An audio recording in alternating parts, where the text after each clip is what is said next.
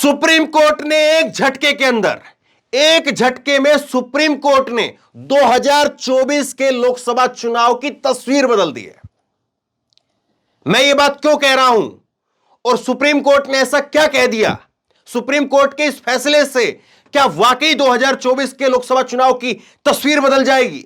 और बहुत सारे दर्शक जो ये कहते हैं कि जब तक ईवीएम नहीं हटाएंगे तब तक कुछ नहीं होगा, वो लोग भी इस खबर को ध्यान से देखें। ईवीएम हटेगा नहीं हटेगा और ईवीएम से फर्क पड़ता है नहीं पड़ता है वो बात अलग है, लेकिन सुप्रीम कोर्ट ने जो आज किया है उसको आप समझिए और सुप्रीम कोर्ट के इस फैसले से किस तरह से चुनाव की तस्वीर बदलेगी इस बात को आप समझिए। और आसान भाषा में मैं आपको समझाऊंगा कि कैसे इससे हर चुनाव के ऊपर फर्क पड़ेगा।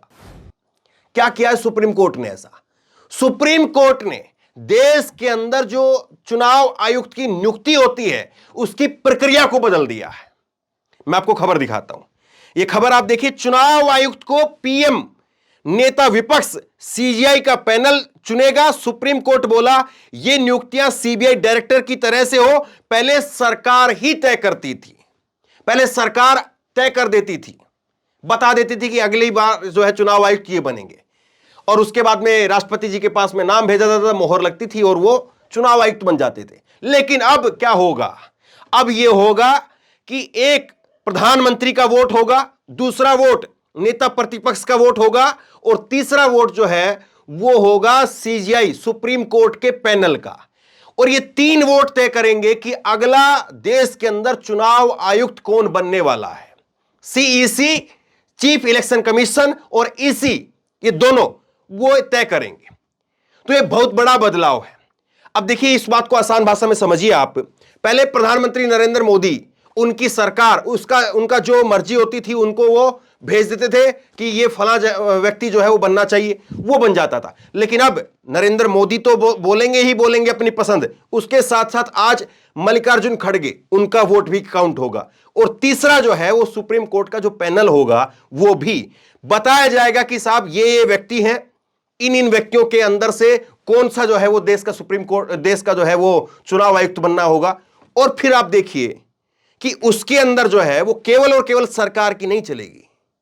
और आखिरकार ये हुआ कैसे, इस बात को आप समझिए। बड़ी दिलचस्प जो है वो कहानी है कि कैसे ये सब कुछ हुआ है। और सुप्रीम कोर्ट ने जब इसको किया है तो सुप्रीम कोर्ट ने क्या कहा है, सुनिए जरा एक एक शब्दों को, आपको पता चलेगा बहुत कुछ बदला है। सब कुछ तो नहीं बदला है लेकिन हां बहुत कुछ बदला है। देखिए आप, चुनाव आयुक्त, मुख्य चुनाव आयुक्त और चुनाव आयुक्तों की नियुक्ति पर सुप्रीम कोर्ट ने गुरुवार को ऐतिहासिक फैसला लिया। कोर्ट ने आदेश में कहा कि पीएम लोकसभा में नेता प्रतिपक्ष और सीजीआई का पैनल इनकी नियुक्ति करेगा और पहले सिर्फ केंद्र की सरकार इनका चयन करती थी। कितना कुछ बदल गया है। 5 सदस्यों की बेंच ने यह कमेटी की नामों की सिफारिश राष्ट्रपति को भेजेगी, राष्ट्रपति इस पर मोहर लगाएंगे। और उच्च न्यायालय ने अपने आदेश में साफ किया है कि यह प्रोसेस तब तक लागू रहेगा जब तक संसद चुनाव आयुक्तों की नियुक्ति को लेकर के कोई कानून नहीं बना लेती है। तो यह बात यहां पर समझ में आ गई आपको। अब कोर्ट ने क्यों कहा कि इलेक्शन कमीशन का जो स्वतंत्र होना है वो निष्पक्ष है? दरअसल सुप्रीम कोर्ट ने कहा था कि देश के अंदर चुनाव आयुक्त वो इतना मजबूत होना चाहिए कि अगर देश का प्रधानमंत्री भी कुछ गलत करे तो उसके ऊपर भी कार्रवाई कर सके। यह कहा सुप्रीम कोर्ट ने। ये पिछले जो अलग अलग केस के अंदर सुनवाई हुई उसमें जो बातें निकल करके सामने आई और चुनाव की स्वतंत्रता को लेकर के जब सवाल उठे हैं तब वो सारी प्रक्रिया मैं आपको समझा रहा हूं। देखिए एक आप आसान भाषा में आपको एक चीज और समझाता हूं।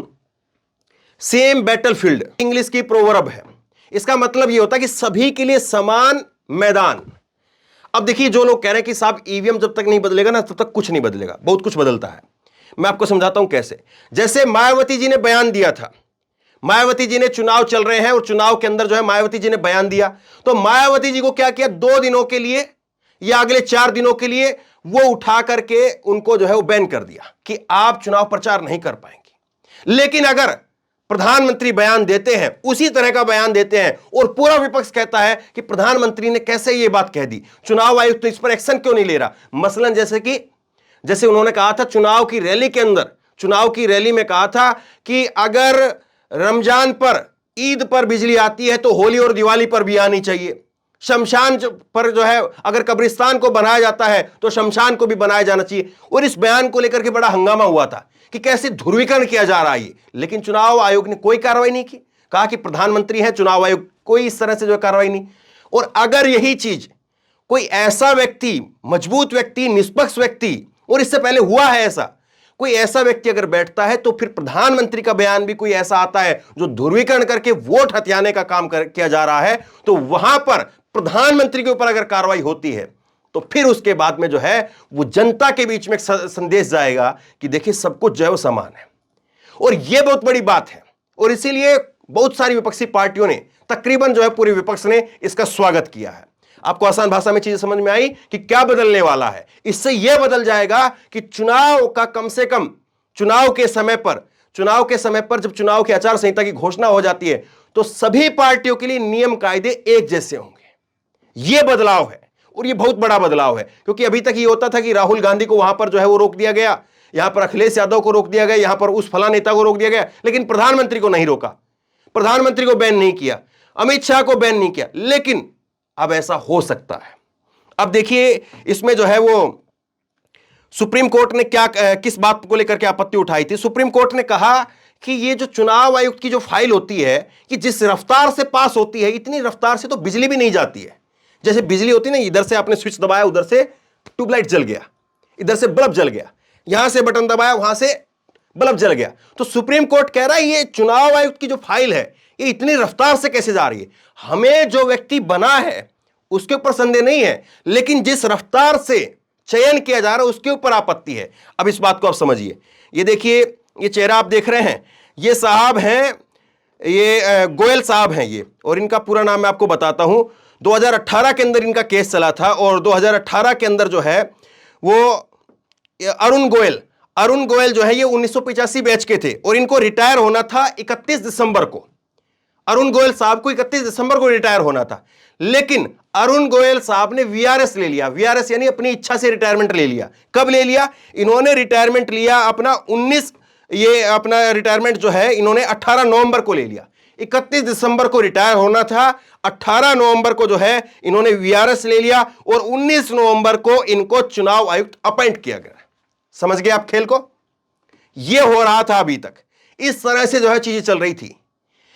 पहले ही आप ये बता देंगे कि साहब सुनील भैया तुमको बनना है, तो सुनील भैया की इतनी हिम्मत है कि सुनील भैया कार्रवाई कर दे।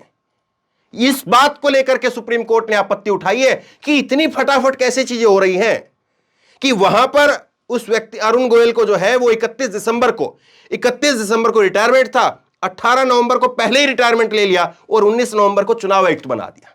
अब बताइए वो चुनाव आयुक्त साहब इसी बात को लेकर के जो याचिका लगी है उनका लबो लबाब जो है मैं आसान भाषा में, मोटी भाषा में मैं आपको समझा रहा हूं ताकि आप समझ सके।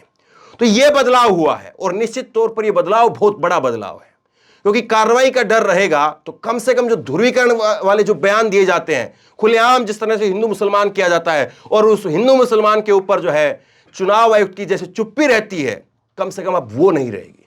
तो बहरहाल बहुत बड़ी खबर है, आसान भाषा में मैंने आपको समझाई है, लोगों तक शेयर करके पहुंचाइए। आप क्या सोचते समझते हैं नीचे कमेंट बॉक्स में लिख करके मुझे जरूर बताइए, और इसी तरह तमाम खबरों के लिए ऑनलाइन न्यूज इंडेक्स सब्सक्राइब कीजिए, साथ में जो बेल आइकन है घंटे उसको जरूर दबाइए, ताकि जैसे कोई खबर अपलोड करें उसकी नोटिफिकेशन सीधे सबसे पहले आपको मिल सके। धन्यवाद। इस खबर को अभी लाइक करें, शेयर करें, अभी चैनल को सब्सक्राइब करें और घंटी जरूर दबाएं।